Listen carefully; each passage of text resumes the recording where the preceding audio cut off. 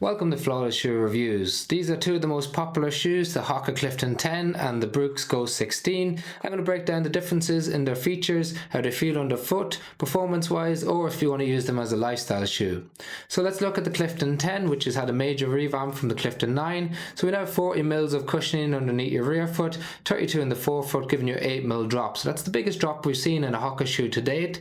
They stuck with the CM EVA cushioning, which is relatively responsive, but a bit more plush because you've got extra cushioning under your foot, so you do sink into it a little bit more than the previous model before you come back out again. Whereas in contrast to that, with the Ghost 16, we've got the DNA Loft nitrogen injected midsole, so it's a bit more balanced than what we see in the Clifton. You sink into it, but it'll push you back out again pretty quickly. It's got a different drop as well, with 35.5 in the rear foot, 23.5 in the forefoot, giving you a 12 mil drop, so 4 mils more than what we get in the Clifton. That's quite a substantial difference and one of the higher drop shoes on the market.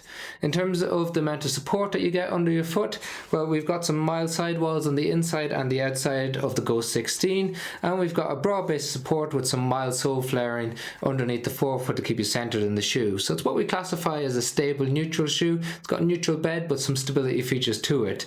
In contrast to that, in the Clifton 10, we've got bigger sidewalls on the inside and the outside of the shoe and a nice broad base support, but because you've got all the extra cushioning and it's a bit more plush than what we get in the Ghost 16, classify it more as a classic neutral shoe, as the stability elements don't counteract the softness of the foam. Then as we move up the shoe, we've got a nice wide toe box in the Clifton 10, which is unlike most of the Hoka shoes, so it doesn't taper too much in the forefoot.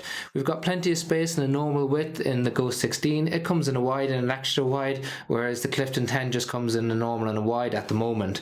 They're both true to length and size, and we've got a padded tongue on top of the Ghost 16 that's not gusseted, and we've got a padded tongue on the Clifton 10 which is not gusseted as well. We've got a bit more cushioning around the heel counter than we do on the Clifton 10, and it's a bit more rigid around the heel counter as well, so those of you with sensitivity around the back of the heel, you might not enjoy that rigidity on the back of the Ghost 16, but it's a bit more flexible on the back of the Clifton 10. When it comes to day-to-day use, if you have issues with your Achilles, you might enjoy the higher drop of the Ghost 16, but you may not enjoy the pressure that you get on the ball of your foot if you're prone to getting sensitivity there. Where you've got a bit more of a generic shoe now in the Clifton 10 that's more accommodating to the greater population.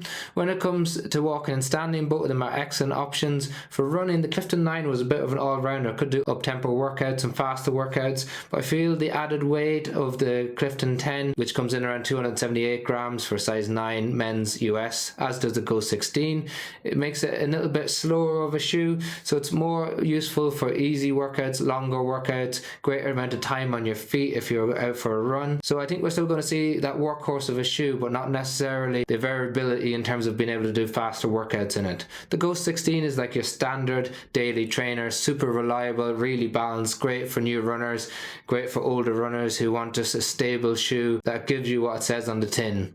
So if you've got any questions on them, drop them in the comment section below. We've got links to the shoes in the description below if you want to check out the latest price on Amazon. Like and share and subscribing makes a massive difference to us, and thank you very much for watching.